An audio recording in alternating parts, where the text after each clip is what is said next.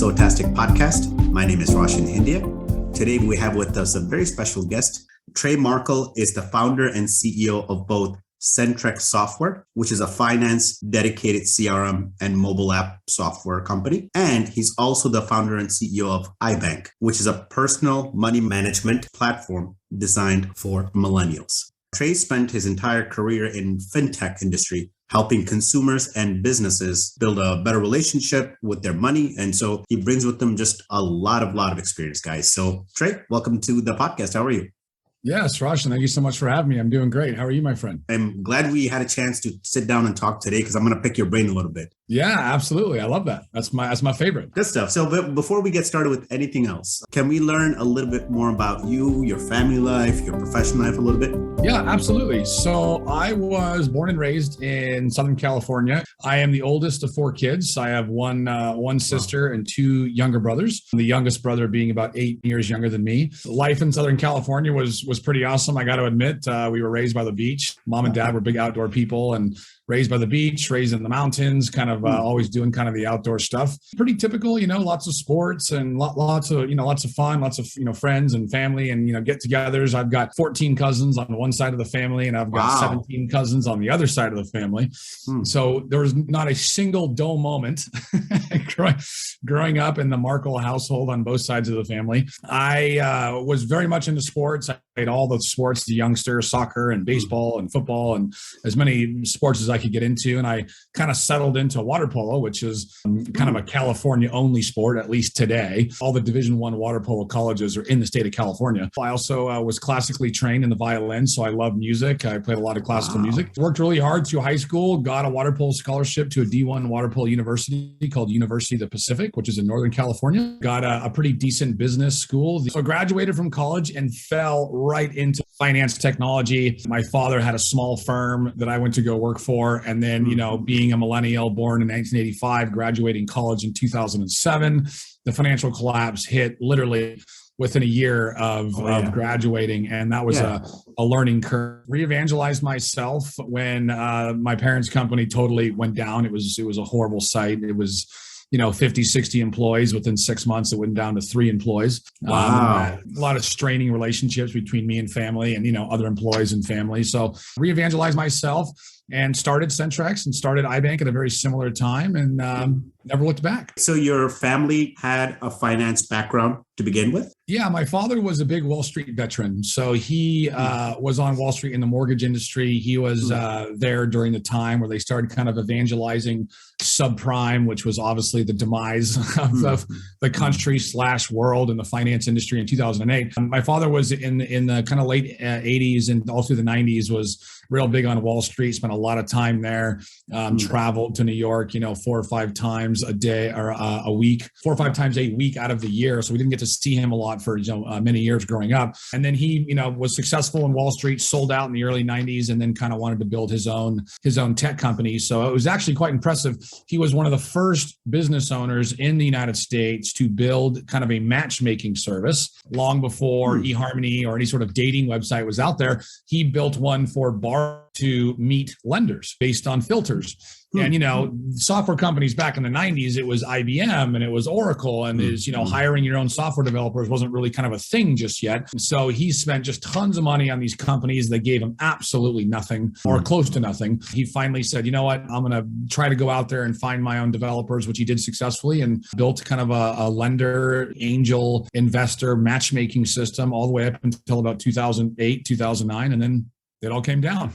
Wow. Something I read about you. You said you mentor and coach kids. Help me understand that aspect a little bit. Yeah. So I was born and raised in the Catholic Church, and we've got a really wonderful community here in Southern California. All, religions and faiths are beautiful, and the community that they build are beautiful. And, whatever your experience is in your community is fabulous. I personally happen to have a great one in the church in Southern California. We had just this fabulous pastor who just, all the kids loved him. He loved the kids. It was just an awesome church, and the adults were super proactive. So I do my best to try to volunteer at the church in the youth ministry. And I come from a Southern California background. I'm local. Father was a Wall Street guy. I suppose the silver spoon in the mouth was definitely my situation, but that can cause a lot of strife and a lot of insecurities, I think, in a lot of people, especially when they're young. I wanted to be able to give them some education on what that meant and how to act with that, and how to live with that, and how to go into the world and make right decisions, and, not be arrogant, and it being okay that you're from a wealthy area, and, making the right decisions on how you've been given the tools to empower others to do great things and to mentor others to, make good decisions.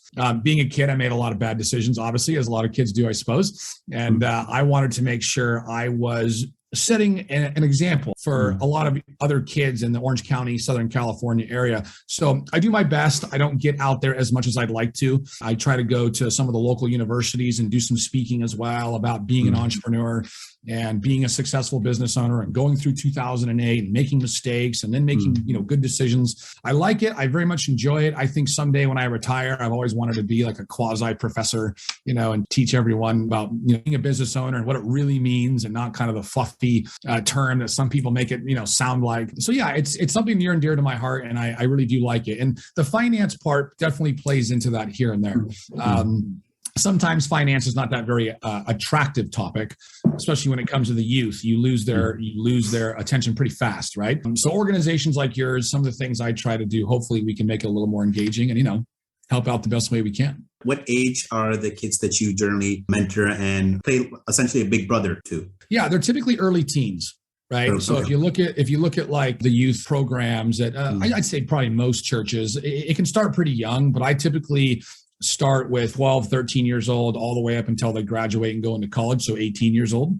How did you get introduced into the finance industry? And then how did you re-evangelize yourself? I have serial ADD, ADHD, every vowel you could possibly think of when it comes to lack of focus.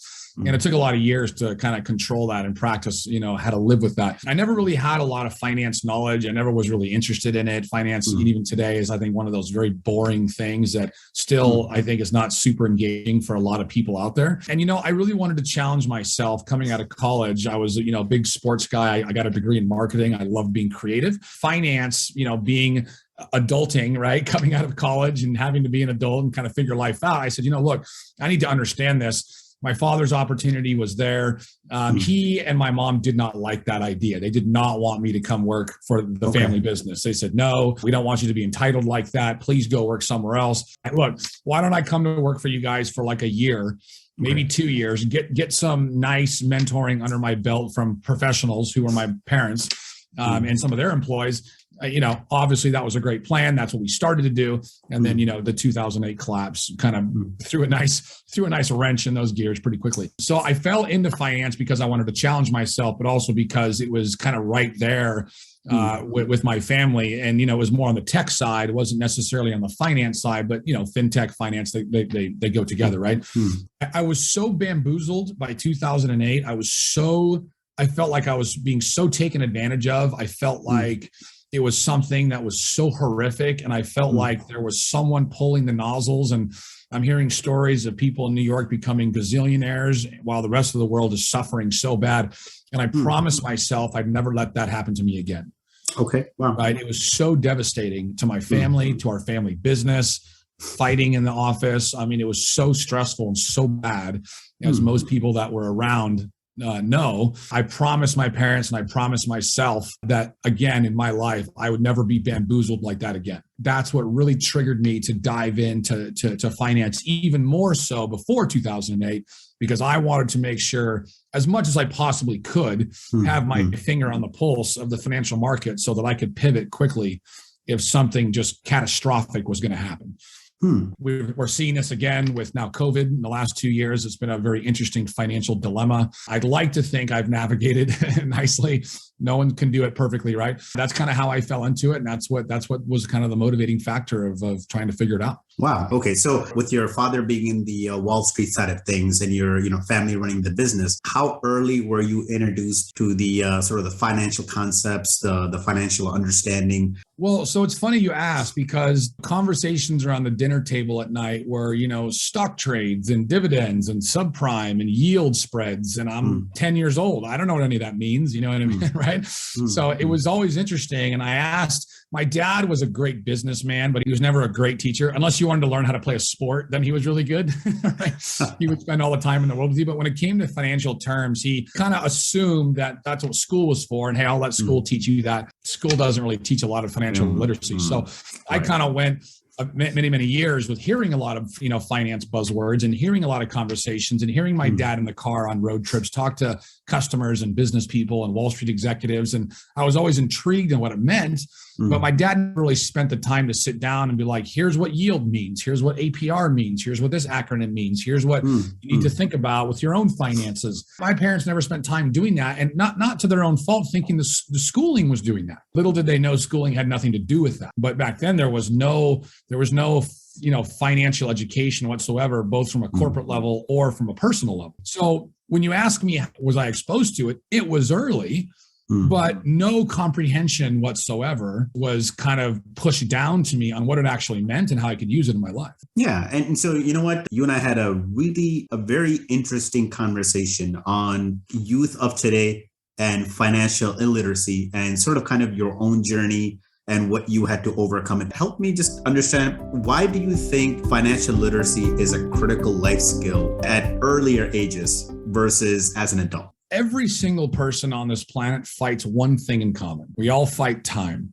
And one thing that financial literacy and financial wealth requires is time, right? Unless you're going to be a millionaire tomorrow, which is unlikely. Well, I suppose today with crypto, it's far more likely than it's ever been. But, I think the reason why it's so important to talk about real world financial scenarios, not case studies on General Motors and Deloitte and some of these large corporations and how you'd act, but more so the real world scenarios on being a teenager and building certain things so that you've got a foundation underneath you to go be an adult, because it takes time. It takes time. Not only does it take time to learn, it takes time to build once you learn it. Right? So you can either get started early, you can get started in the middle, or you can get started later. Right. And, there's scenarios all the way around. But because it takes so much time to learn, and because it takes so much time to kind of build a foundation for yourself, whether that's your credit score or your wealth or your income or your resume, for example, which typically correlates to a lot of people to their income, we need to do it sooner. We need to do it sooner. And I think also if we do it sooner, you'll see a lot less mistakes happen, right? A lot of the youth are troubled with credit card debt. A lot of the youth are troubled with student loan debt. Now, maybe that's inevitable. Maybe there's certain situations, of course, where that has to be that way. But I think a deeper education on the rules and which rules can be bent and which rules can be broken to improve your financial literacy as a young person. And I never got it. I don't see it happening a whole lot today. I don't have those detailed conversations with the youth today about certain things like that. However, I do believe that with apps like Robinhood and other platforms, the youth are getting into the stock market. They're getting into crypto. I mean, now, kids are born with an iPad and a cell phone in their hands, and the world's knowledge is at their fingertips. So I think it's definitely much better than where it used to be. The simple education for the youth on what certain things just simply mean is so crucial. And it sometimes can be intimidating, right? Credit card debt should not be intimidating. Lending should not be intimidating. There are tools that you can use to build a life, right? Talk to any entrepreneur that's done anything significant and talk about how much debt they've been in, right? Debt, absolute vehicle to success. And if you don't know how to use debt, you're going to crawl. You're going to crawl to growth. And same thing comes for the youth, building a credit score. No one talked to me about a credit score until I was in my 20s. No one. My college didn't. My high school didn't. My parents kind of did here and there just because my dad was a mortgage underwriter. So I kind of heard a little bit about it. But I never understood the rules of it and what it meant to go get that first prepaid card, to go boost your credit, or to be a co-signer on a credit card to boost your credit. Credit takes time. Credit is a time function, and you can't build it unless you learn about it and you proactively jump into it, right? So because we all fight time, I think financial literacy at a younger age is so important. So I give it up, and I take my hat off to organizations like yours and other organizations out there, or even to parents that spend the extra time with their kids and say, okay, look, here's some simple concepts. Here's how it works. I'm not going to overburden you with too much detail now, right? Let's see how it goes. And then I'm going to start showing you some of the tricks of the trade on some of the things that you can do. Right. So it's important because it takes time. Yeah. And kids at an earlier age have that time, right? Versus adults later on. Might as well utilize it smartly. Yeah, 100%. You've got far less responsibilities as a young person, depending on your situation, than you do as an adult. You've got far more responsibilities, far more at risk. And when you're young is the best time to take certain risks. And you know what? It doesn't need to be risky if you have the education behind it, right? If you've got knowledge on how to spend credit cards and how to use credit cards and how to use debt and how to certain savings strategies. What do taxes look like? No one ever taught me how to do taxes. I had to fail. Multiple times to figure out how taxes worked in our country, and I'm still learning. Right? So yeah, time is something that we all fight, and the sooner the better. Wow. Okay. Let me now make the adults of our audience feel a little good. What's your advice to adults that, let's say, didn't get the proper financial education early on? They're not staying up to date with financial knowledge, either because they don't see it important enough still, or they don't know where to start. The number one reason I see a lot of adults not want to educate themselves further on finance or not dive in is because it's intimidating. And I'm not entirely sure if the world does that on purpose. Go hire a financial advisor, go hire a CPA, go hire these people. And, we're not educating you because we want to give the world a service job so that they can educate you. Maybe that's the situation, maybe not. But, I think it's a very intimidating thing. There's so many charts and there's so many numbers and there's so many Excel spreadsheets. You and I talked about this before the podcast. George Washington University did a great study. It's been several years now, but still relevant. I think only 12% of Americans are educated on accounting and finance, and only 9% have a higher education on accounting and 88 to 91% of our country totally uneducated on accounting and finance, and that runs our world. That runs our life, right? You have to know certain things in order to drive your car and to put food on the table and to raise a family, right? And to grow up. So I think it's tough, even for me these days, when I sit with my board and I sit with my partners and my accountant and all these spreadsheets come out, my eyes glaze over because I've been financially illiterate for so many years. And it's really been pulling teeth to get me to figure it out because it's simply not an engaging process. It's simply not an engaging learning curve. It's something that takes some serious mind power, and it takes a really good teacher depending on who you are. I am not a fast learner, especially when it comes to numbers. If you want to teach me a new sport, I'll get it in 15, right? But if you're going to teach me a financial concept, you really better dumb it down for me because I need to be able to slowly walk into that type of atmosphere. So I think number one with adults, it's intimidating.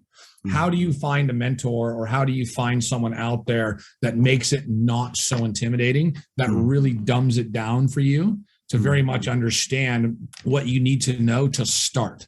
Right. So I think that's number one. Number two, if you do find that person, making sure they don't overload you too much. You got to know yourself. You got to know how you learn, right? I think adults a lot of time want to dive in head first and, show me. I love the passion, right? But if you're someone like me, for example, who needs to really kind of crawl, walk, run into those scenarios, you need to know yourself and you need to communicate with that financial advisor or mentor and be like, look, I want to focus on these 2 points. Next meeting, we'll focus on 2 more points. Next meeting, I only want to focus on 1 point. Right. And you got to crawl, walk, run into financial education, because if you try to learn it all at the same time, oh my gosh, you're going to have anxiety. Right. Which is really stressful. So that's number two. I think thirdly, the last thing is we talk about engagement. We talk about making it engaging, right? Right now, numbers and financial spreadsheets are in the foreground of the financial world, right? You're not going to learn that way. At least not 88 to 91% of Americans are not going to learn that way. We need to put financials in the background, and we need to put your life in the foreground.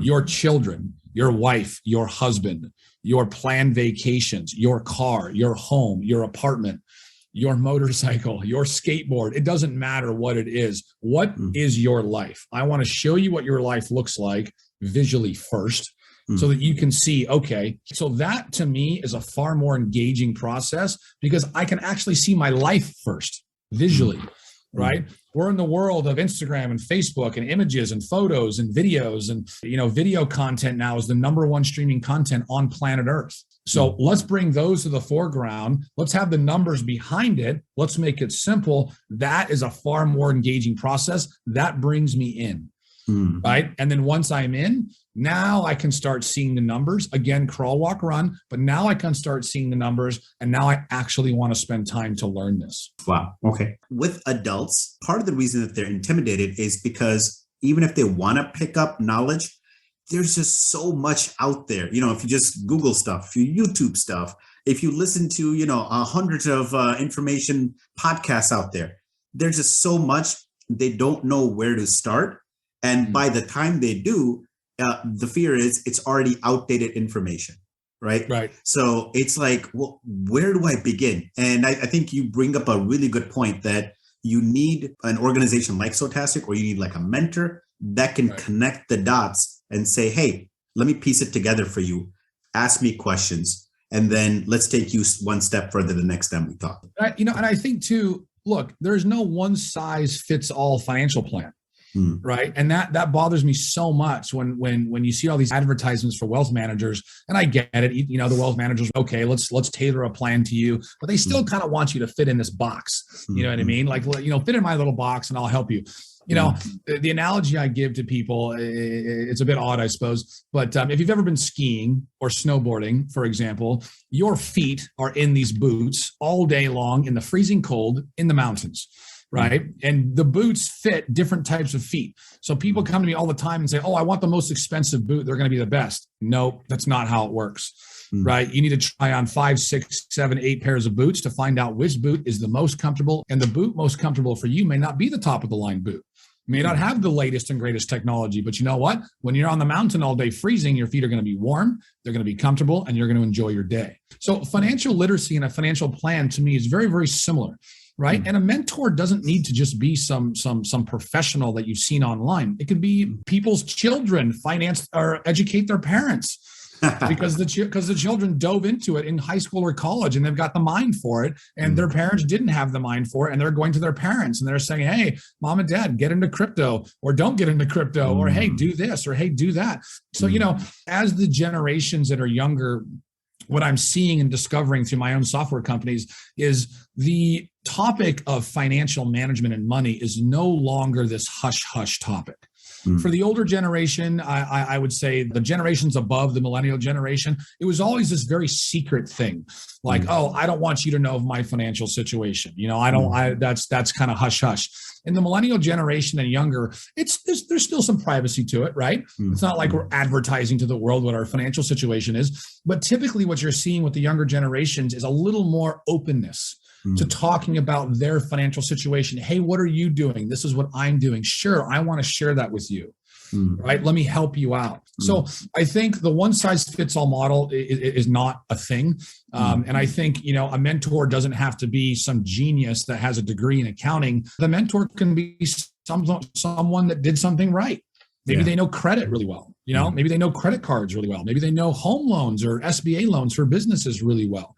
You can have multiple mentors in your financial life. It doesn't just need to be one. Yeah. And you know what? With a mentor, I think the biggest thing you can do is just be transparent with them, with your financial situation, struggles. Just let them into your world so they know how to work with you. Yeah. Lying to your financial advisor or mentor only hurts yourself.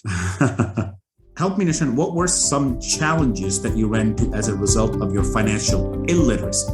So, you don't know what you don't know, right? And when I started getting into my own finances and lending and banking, it was a very interesting time because you had subprime going nuts leading up to 2008. I got my first home loan at 18 years old with no income verification. No credit check whatsoever. It was a negative amortization pick-a-pay option, right? So I could actually choose to pay my monthly mortgage that was less than interest only, right? Because the market was only going up, and there was all sorts of unique things going on with banking and regulation. Now, I didn't know that at the time, right? I know that today, but at the time, some of the things that I was so uncomfortable because I didn't understand, what was this fee for? Okay, well, I bought this house. Well, the mortgage broker's taking 3%. Why?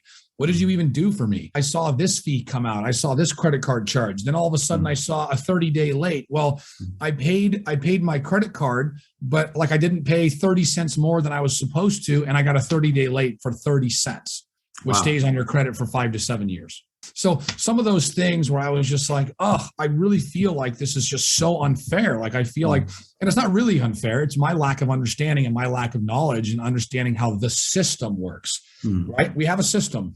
And the more you get to know the system, the more you get to know the machine, you get to, figure out ways to do the right thing and build that foundation for yourself. So there were a lot of different areas when it came to, mortgages or credit cards or even student loans and not paying student loans. No one will ever tell you that certain student loans interest accrues while you're not paying it. Now, not while you're in school, some programs, but other programs, if you go on deferment after school because you don't have that job yet or you need to wait, interest is accruing. Nobody tells you that. They don't want you to know that. You know what I mean? So there's a lot of consumer laws now with credit cards saying, hey, if you paid an extra $50 a month, you'd pay it off in this amount of time versus this amount of time.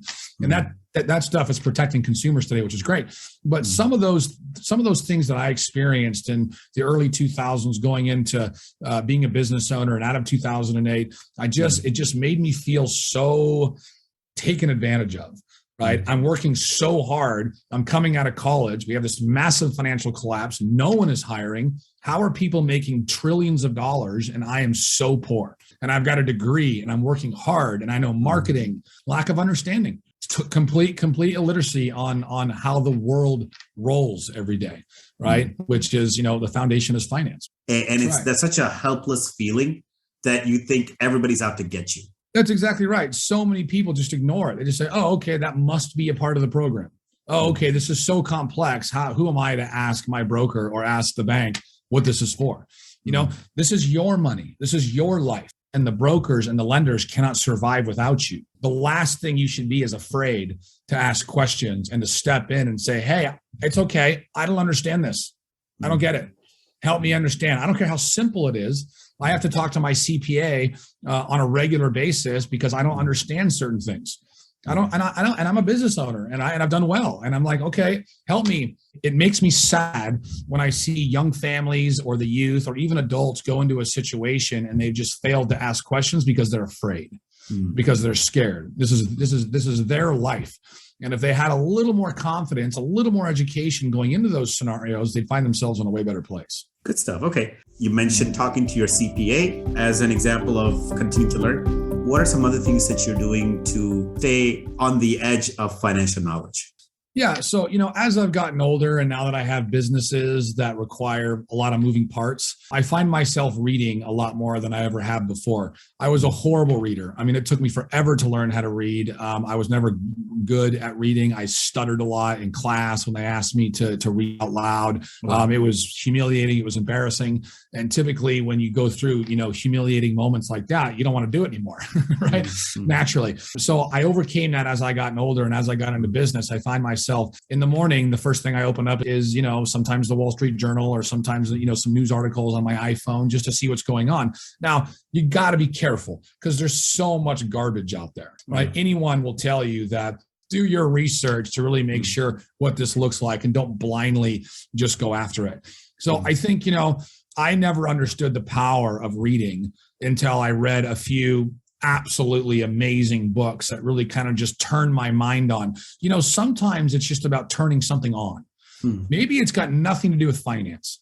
Maybe there's a book you read, or maybe there's an article you read, or there's a column that you read, or maybe it's just a podcast you even listen to. And all of a sudden it's like, and then because of that, the side effect of that is, oh, wow, this really helped me. I'm going to go do this in finance. Right? I'm going to go learn this in finance. So as a marketer, I'm always looking at things all the time. My surroundings, I'm driving down the street. Oh, look at that billboard. Oh, look at that. And that'll trigger thoughts in my head. What I do is I always try to keep my eyes open. I'm always keeping my eyes open, whether it be in an article or a podcast or something I talk to you about, Roshan, or some coworkers I talk to.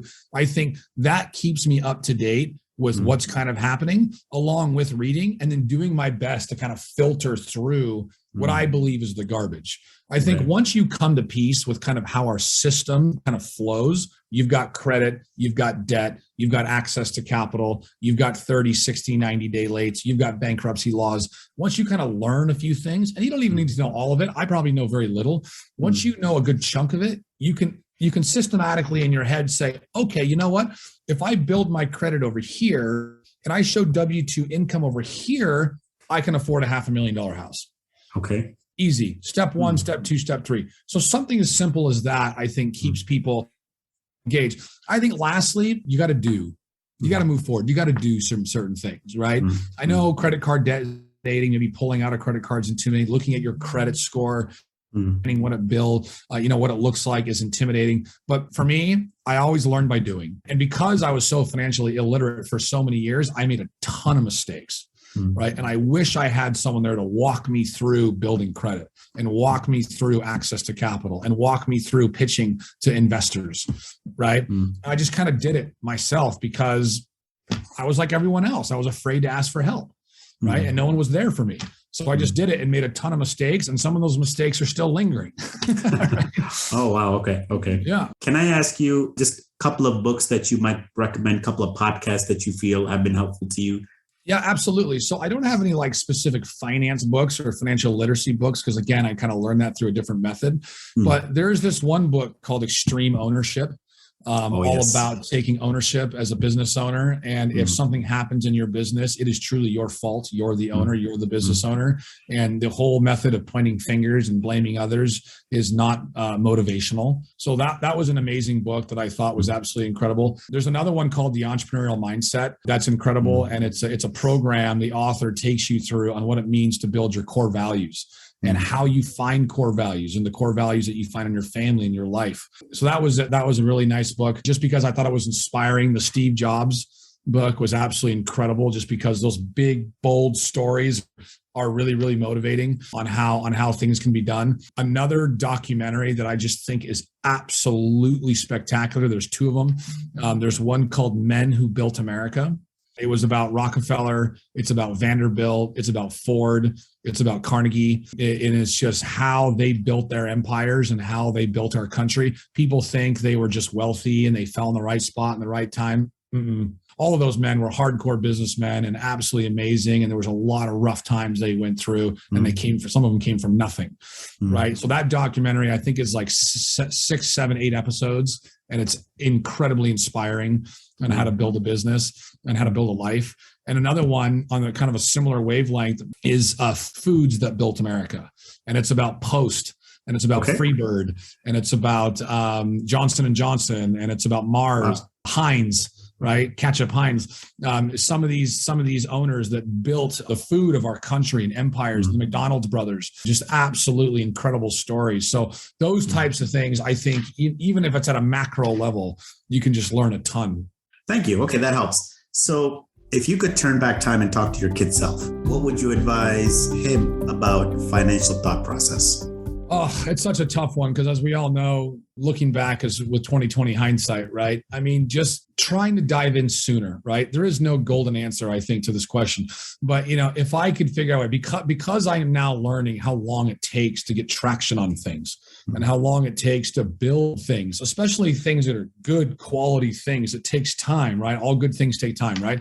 It just takes so long. So if I could go back and look at my younger self, and you got to be careful because you want to be a kid, right? Kids should be kids, right? You should be kids, and you should absolutely live that life. If you've been fortunate enough to not have a ton of responsibilities, you're not supporting a family, which a lot of people have to do, which I believe they're better off for, however. But if you can be a kid, you should be a kid, right? But at the same time, if I could go back to my younger self, I would try my best to just start a little sooner, right? Even if I started a year sooner or 2 years sooner on looking at what it meant to build credit. One of the number one largest foundations that I don't think the youth ever looks at early enough is your credit foundation. You can do nothing without a credit foundation. Your credit score, your credit, Experian, Equifax, it is absolutely huge, and it stays with you for many, many years, right? And if someone taught me that sooner, someone helped me with that sooner, I'd be in a far better position today with my businesses. Just that whole time we talked about, Time is everything. I would have tried to just spend more time. Can I set primer for you to come next time for our listeners? Can you talk a little bit about iBank and some of the cool things that you're doing with it, with social media, combining that with finances? Yeah, absolutely. So because of the conversations we've had today about financial illiteracy and the finance world not being engaging and really not being fun and it being a little aggressive and intimidating, I said, you know what? There has got to be a better way to look at your money, right? There's got to be a better way to look at your life and to manage your money. Like I said, right now, financials are in the foreground and your life that it buys you is in the background. That makes no sense to me. And that makes no sense to a lot of people, right? So what I wanted to do, what I've done with iBank is I've brought your life to the foreground via videos, via songs, via photos, slider photos, so multiple photos, which, a lot of millennials or anyone who's into social media is used to these days, right? So first and foremost, within the iBank system, you can see your actual life, your house, your car, your children, your significant other. And it gives you that engaging feeling of, wow, this is what I have. This is my life. Look at that.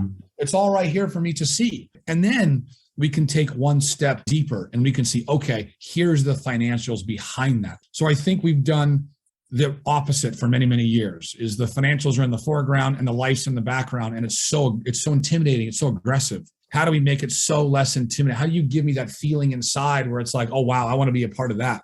Oh, there's numbers behind that. Okay, now I'm interested in learning more, right? Okay. So iBank's kind of a unique product that brings in kind of traditional social media activities and traditional aspects of money management. We mirror them together, we bring them together, and we just give you a different experience. Wow. Okay. Thank you again, Trey. Appreciate you coming on the podcast and enlightening our users. And I know that they're definitely going to look forward to not just learning from this podcast, but also having you on for the next time. Roshan, thank you for having me. It was my pleasure. The ideas, techniques, approaches, information, and opinions expressed in this video or podcast are solely those of the individuals involved and do not necessarily represent those of Sowtastic LLC and its employees. While the primary purpose is to educate and inform, it does not constitute professional advice or services. We hope, however, that the content presented here will assist you in developing a strong financial understanding and mindset. You may not edit, modify, copy, or redistribute this video or podcast with any other website, computer, or playing device. Use of this video or podcast constitutes acceptance of these terms. All content of this video or podcast is subject to copyright international law. No private or public means or blog or website can repost or reproduce or modify and post its content without the written consent of Sowtastic LLC.